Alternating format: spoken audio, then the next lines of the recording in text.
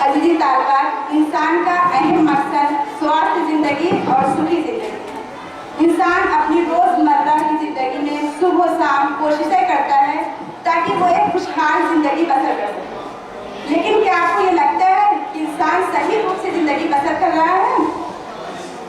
आज के इस दौर में जैसे जैसे जिंदगियां बढ़ती जा रही हैं, वैसे वैसे इंसान मुसीबतों और परेशानियों में मुलविस होता जा रहा है।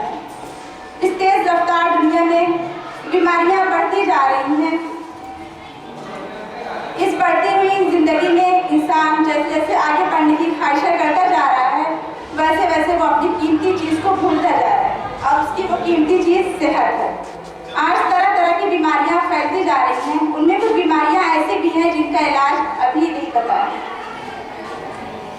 इन सबको देखते हुए 7 अप्रैल 1948 ईस्वी को WHO विश्व स्वास्थ्य संगठन का कयाम वजूद में आया, और सेहत के मसाइल को देखते हुए इसी दिन यानी WHO के कयाम के दिन ही वर्ल्ड हेल्थ डे मनाने का इरादा किया गया, और सबसे पहले 7 अप्रैल 1950 ईस्वी को ये मनाया गया। उसके बाद तकरीबन हर साल कई ममालिक में ये मनाया जा रहा है। हर साल सेहत के किसी खास मौजू को उन्वान बनाया जाता है, जिसे थीम कहते हैं। WHO इस थीम के तहत जरूरी इदाद-ओ-शुमार और मालूमात को जारी कराता है। मसलन किसी मुल्क में कौन सी बीमारियां ज़्यादा फैल रही हैं और उसके रोकने के लिए क्या क्या इक़दाम किए जा सकते हैं। वर्ल्ड हेल्थ डे के मौके पर तमाम सरकारी और गैर सरकारी इदारे NGO के जरिए हेल्थ प्रोग्राम रखे जाते हैं। आंखों के चेकअप का, फ्री हेल्थ चेकअप का इंतजाम किया जाता है, और लोगों में सेहत के मुताबिक बेदारी लाने के लिए नुक्कड़ नाटक और प्रदर्शन भी किया जाता है, जिसमें लोगों को बताया जाता है कि मच्छरों के जरिए कौन सी बीमारियां फैलती हैं और उससे कैसे बचा जा सकता है। इसके अलावा छूत छात बीमारियां कैसे फैलती हैं, उससे कैसे रोका जा सकता है। इसी दिन कई शहरों में जरासीम मारने वाली दवाएं एंटी लार्वा का छिड़काव भी किया जाता है। किसी ने बिल्कुल ठीक ही कहा है कि हेल्थ इज वेल्थ, यानी सेहत ही दौलत है। लेकिन इसका अंदाजा हमें तब होता है जब हम इसे बिल्कुल खो चुके हों। अजीज ताल्लुकात, इंसान चाहता है कि वो खुश रहे, स्वस्थ रहे और जाग, लेकिन सूरत हाल इसके बिल्कुल बरअक्स है। आज इस दुनिया में नई नई मुसीबतों का सामना करना पड़ा है, नई नई बीमारियां बढ़ती जा रही हैं।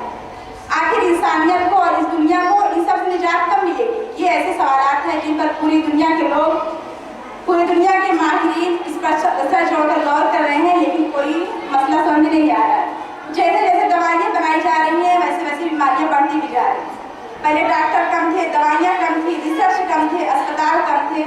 आज सेहत के लिए लोग पैसा ज़रूरत से ज़्यादा खर्च कर रहे हैं, फिर भी उसका कोई इलाज समझ नहीं आ रहा है। शायद इसकी वजह ये है कि हम सही सिद्ध में कोशिश ही नहीं कर रहे।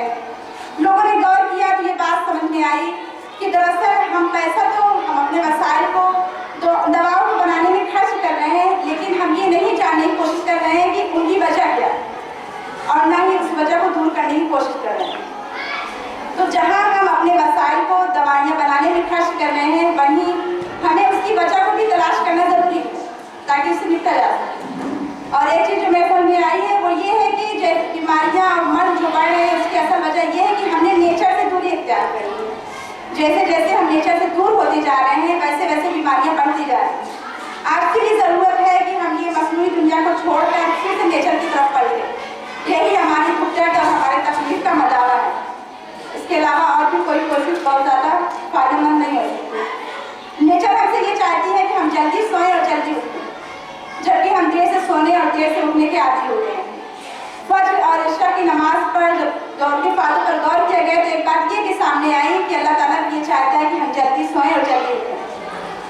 एक बार एक अरब के सरदार ने नबी सल्लल्लाहु अलैहि वसल्लम के पास एक हकीम भेजा ताकि वो आप सल्लल्लाहु अलैहि वसल्लम और उनके सहाबा का इलाज कर सके, और वो कई साल तक आपकी खिदमत में रहा। एक दिन वो आपके पास आया और कहा कि अल्लाह के रसूल सल्लल्लाहु अलैहि वसल्लम, अगर मेरी यहाँ पर ज़रूरत ना हो तो मैं अपने शहर वापस चला जाऊँ। तो नबी सल्लल्लाहु अलैहि वसल्लम ने कहा कि मैं और मेरे सहाबा उस वक्त खाना खाते हैं जब हमें भूख महसूस होती है, और तभी खाना खाने से रुक जाते हैं जब हमें थोड़ी भूख अभी बची रहती है। शायद यही वजह है कि मैं और मेरे सहाबा कभी बीमार नहीं थे। इससे ये समझ में आता है कम खाना हिकमत है और निष्फल ग़िज़ाए खाना ही हिकमत है। आज के इस वर्ल्ड हेल्थ डे के मौके पर मैं अपने पैगाम में यही कहना चाहूँगी कि ये लोगों, अगर तुम अपने दुख दर्द, अपने मर्ज, अपनी तकलीफों